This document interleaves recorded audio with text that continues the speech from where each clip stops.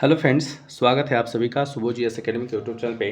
साथियों, आइए इस वीडियो के माध्यम से हम लोग बिहार स्पेशल का अनुसूचित जाति से संबंधित जो चैप्टर है, इसमें जितने भी एमसीक्यूज हैं, और मैं आपको बता दूं कि इसमें टोटल जो है 35 एमसीक्यूज प्रश्न है जो बिहार के एग्ज़ाम के लिए काफ़ी इंपॉर्टेंट है।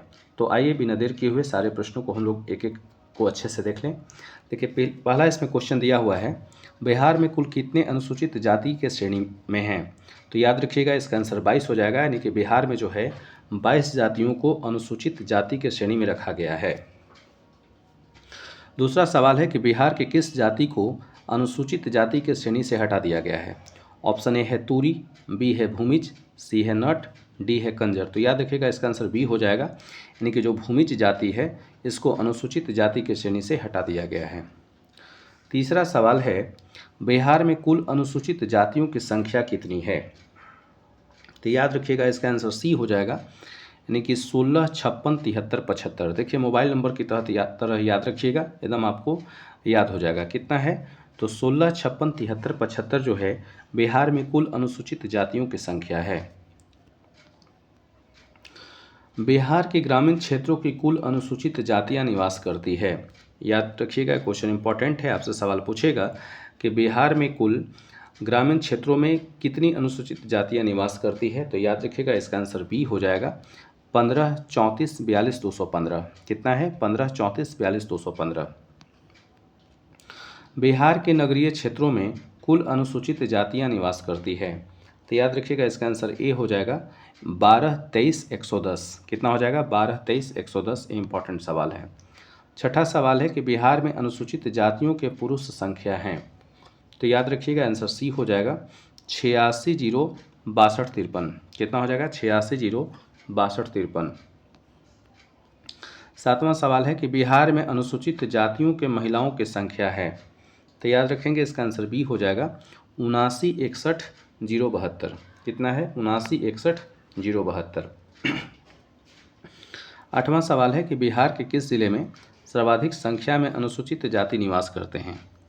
तो ये इंपॉर्टेंट सवाल है, याद रखिएगा, इसका आंसर ये हो जाएगा, यानी गया में जो है निवास करते हैं। न्यूनतम अनुसूचित जाति वाला बिहार का जिला कौन है? काफ़ी इंपॉर्टेंट है, याद रखिएगा। तो न्यूनतम जो है अनुसूचित जाति वाला जिला बिहार का किशनगंज है। गया में अनुसूचित जाति जनसंख्या का प्रतिशत कितना है? आपसे सवाल पूछेगा कि गया में जो है अनुसूचित जाति का प्रतिशत संख्या कितना है। तो याद रखिएगा, 30.4% है, यानी इसका आंसर ए हो जाएगा। आइए 11 नंबर सवाल देखिए, दिया हुआ है, किशनगंज में अनुसूचित जाति संख्या का प्रतिशत कितना है? तो याद रखिएगा, इसका आंसर बी हो जाएगा, 6.7% है। बिहार में 40 लोकसभा सीटों में अनुसूचित जाति के लिए कितने सीट आरक्षित हैं? तो याद रखिएगा, इसका आंसर बी हो जाएगा, 6 है। बिहार में जो है लोकसभा की सीटें 40 है, और 40 में अनुसूचित जाति के लिए 6 लोकसभा सीट जो है आरक्षित किया गया है। 13 नंबर सवाल हम लोग देखेंगे, बिहार में 243 विधानसभा सीटों में कितनी सीट अनुसूचित जाति के लिए आरक्षित है? तो याद रखिएगा, इसका आंसर सी हो जाएगा, यानी कि कितना है? 38 है। और आप लोग को पता है कि बिहार विधानसभा में जो है 243 कुल सीट है। महात्मा गांधी ने अछूतों के लिए किस शब्द का प्रयोग किया था? ये इंपॉर्टेंट सवाल है, याद रखिएगा। तो इसका आंसर हो जाएगा सी, यानी हरिजन। तमिलनाडु में अनुसूचित जातियों के लिए किस शब्द का प्रयोग किया जाता है? तो याद रखिएगा, इसका आंसर ए हो जाएगा, यानी पतना। तमिलनाडु में जो है अनुसूचित जातियों के लिए पतना शब्द का प्रयोग किया जाता है। 16 नंबर सवाल है, महाराष्ट्र में अनुसूचित जातियों के लिए किस शब्द का प्रयोग किया जाता है? तो याद रखिएगा, इसका आंसर बी हो जाएगा, महार। 17 नंबर सवाल है, 1935 के अधिनियम में अछूत जातियों के लिए किस शब्द का प्रयोग किया गया था? तो याद रखिएगा, इसका आंसर डी हो जाएगा, यानी अनुसूचित जाति। 18 नंबर सवाल है, 12वीं से 14वीं शताब्दी तक के काल में किन संतों ने जाति विभाजन एवं अस्पृश्यता पर प्रहार किया था? तो याद रखिएगा, इसका आंसर डी हो जाएगा, यानी उपयुक्त सभी। तो कौन कौन संत हैं? तो याद रखिएगा, कबीर, मीराबाई, तुकाराम, ये सभी जो हैं प्रहार किए थे। 19वीं शताब्दी के उत्तरार्ध में किसने हिंदूवाद की पुनर्व्याख्या के लिए आंदोलन चलाया था? तो याद रखिएगा, इसका भी आंसर डी हो जाएगा, यानी उपयुक्त सभी कौन कौन थे? स्वामी विवेकानंद, स्वामी दयानंद और आत्मसम्मान समाज। 20 नंबर सवाल है, अस्पृश्यता को दूर करने के लिए प्रयास किया था। देखिए ऑप्शन दिया है सत्यशोधन समाज, धर्म परिपालन सभा, आइए तो और ऑप्शन इसका देख लें हम लोग, आत्मसम्मान समाज, उपयुक्त सभी। तो क्या हो जाएगा, उपयुक्त सभी कौन कौन हो जाएगा, तो आत्मसम्मान समाज हो जाएगा, सत्यशोधन समाज हो जाएगा और धर्म परिपालन सभा हो जाएगा। यानी सभी जो हैं प्रयास किए थे। कंपनी सरकार ने अछूत जातियों को किन 2 पदों पर बहाली किया था, तो याद रखिएगा इसका आंसर जो है डी हो जाएगा। यानी उपयुक्त सभी कौन कौन पद पे किया था, पुलिस, डाकिया और चपरासी। अछूत जातियों के लिए अंग्रेजों की अघोषित नीति थी, ये भी इम्पॉर्टेंट सवाल है, तो याद रखेंगे इसका आंसर है बी हो जाएगा, सॉरी ए हो जाएगा। यानी अछूत जातियों को हिंदू धर्म से अलग रखना, यही जो है अंग्रेजों की नीति थी। आज इसके कारण वो हमारे यहाँ राज किए और आज भी एक बहुत बड़ा रोग दे करके चले गए हैं भारतवासियों को। अछूत जातियों के लिए अंग्रेजों की अघोषित नीति का कौन समर्थक थे, तो याद रखिएगा इसका आंसर जो है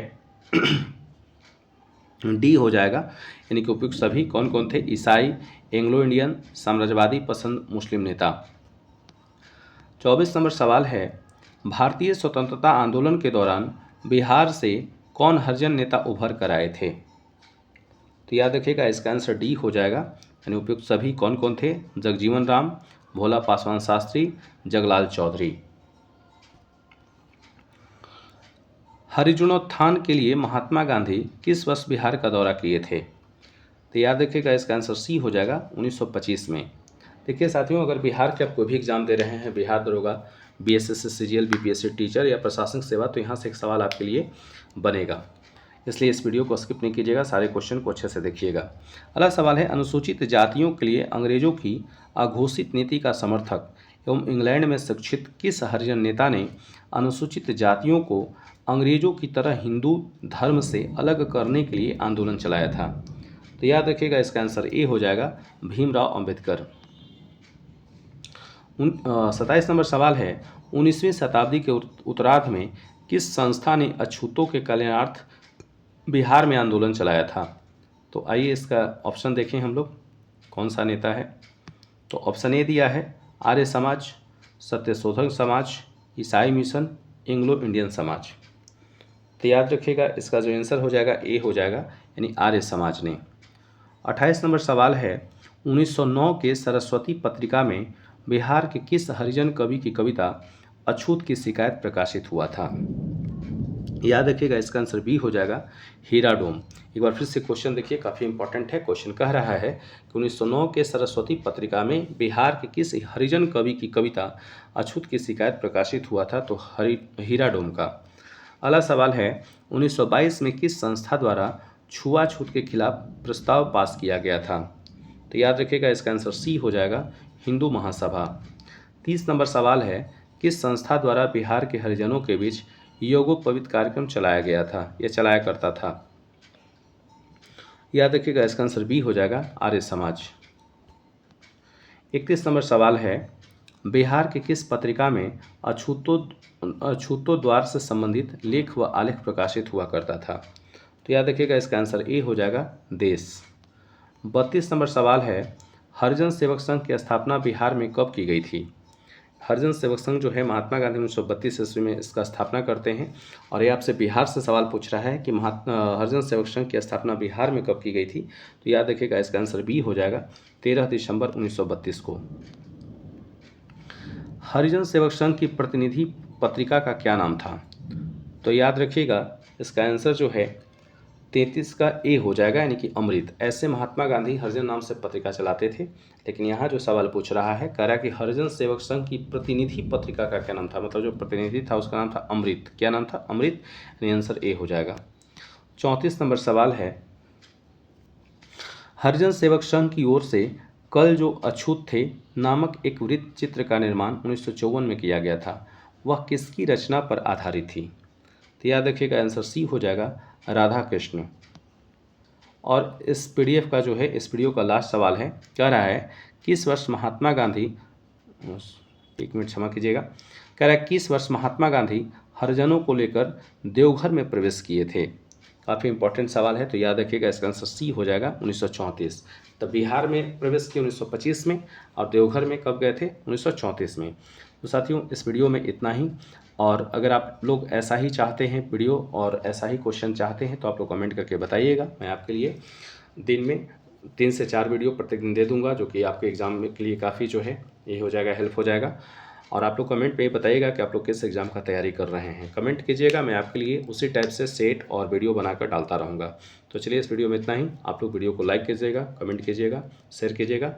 थैंक यू।